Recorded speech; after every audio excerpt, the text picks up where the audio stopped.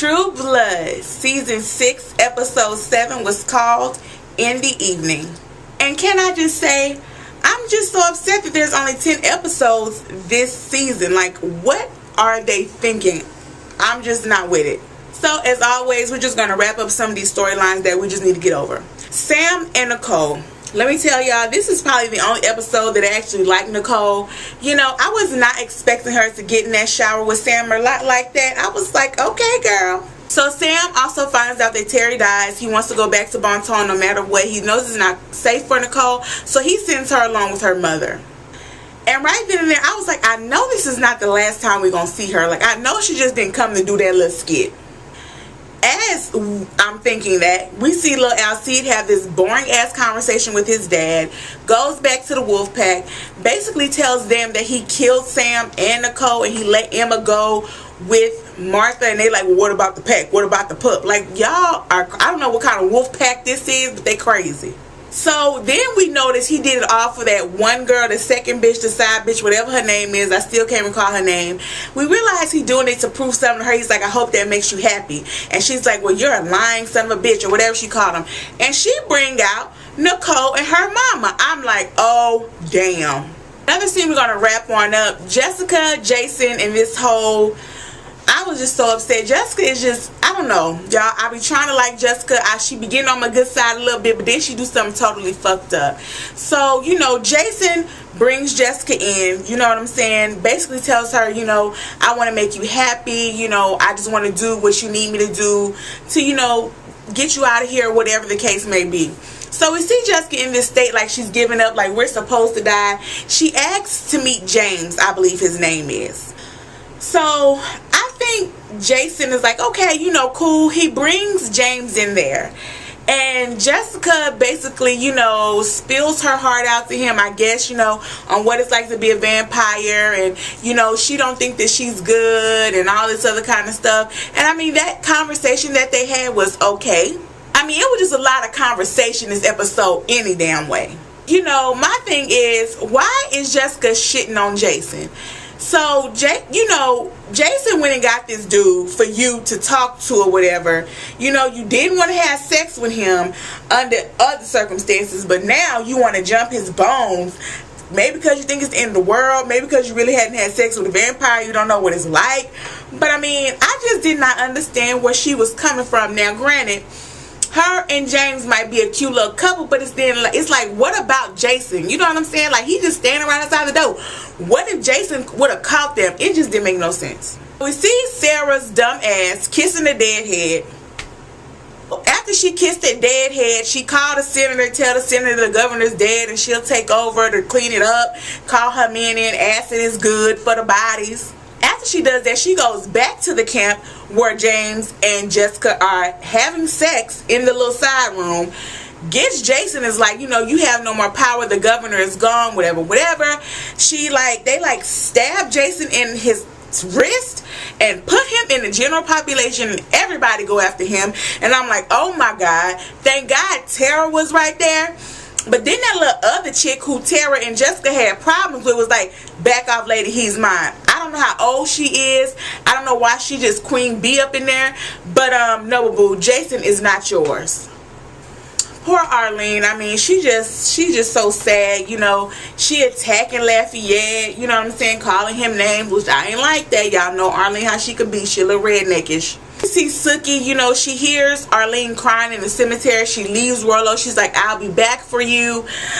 You know, she goes with Arlene. Lafayette and Sookie go to the lockbox. So we finally find out what's in this lockbox. I was thinking it's going to be like cold hard cash. It's a $2 million life insurance policy. So with that being said, Arlene is going to know Terry killed himself and he knew it was coming. When they try to go deliver that to her, she just drunk off her ass after telling her kids what happened.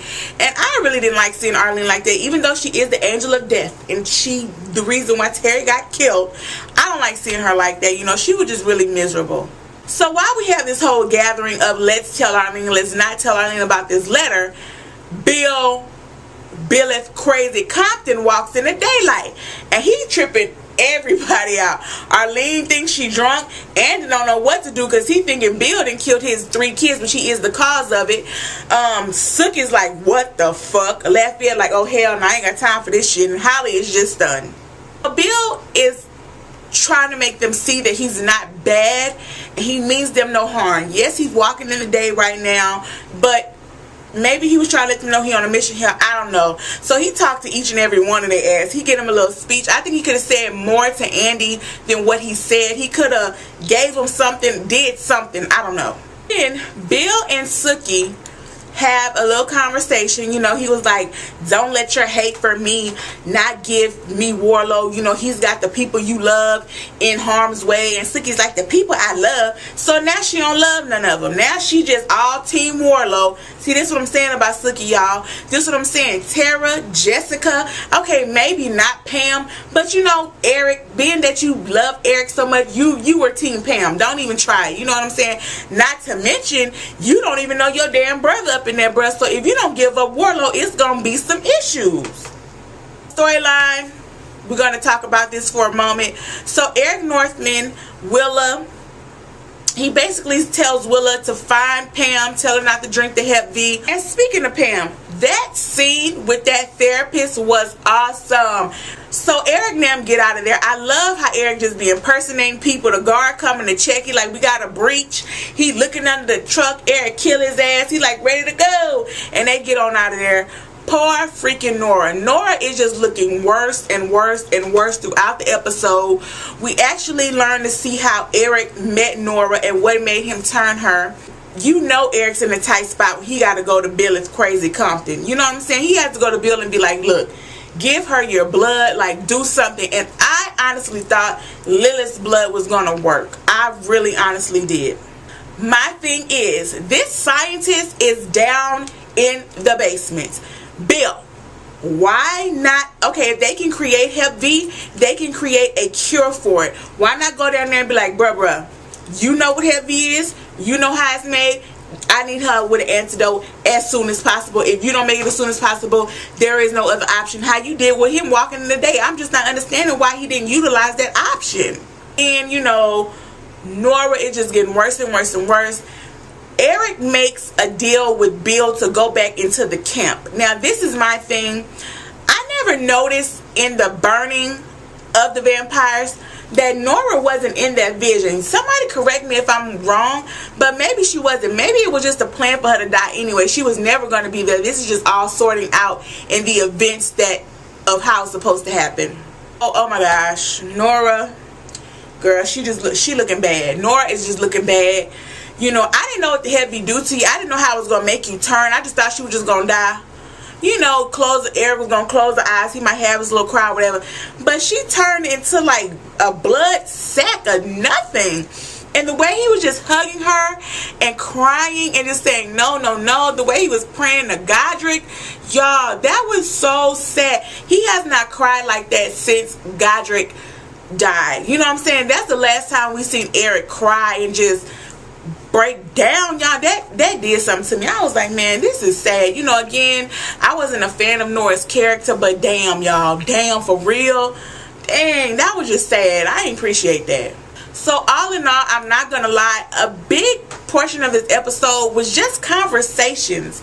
You really didn't have a lot going on, but nonetheless, I did like the episode. So this is my thing. With only 3 episodes left, do y'all think Warlow is going to turn himself into Bill? Y'all think Sookie going to give him to Bill? How do y'all think the season finale? I think the season finale is going to show all of them in that little room. That little sunbeam shit going to open up, and it's going to be the end of the season. I'm telling y'all. Because it's True Blood. We about to be left with a cliffhanger. And when you think about it, where characters are dying, this is the climax right here. And your climax might be a couple of these last 3 episodes. It might get a little more heightened, but that's it, because we're about to be the end of the season. So we're about to reach our peak, and then we're about to just stop right there. It's about to be the end of the season. Oh my gosh. So really not a lot to talk about this episode. Again, just a whole lot of conversation. Y'all let me know how y'all felt about the episode, and as always, I'll see y'all in a week.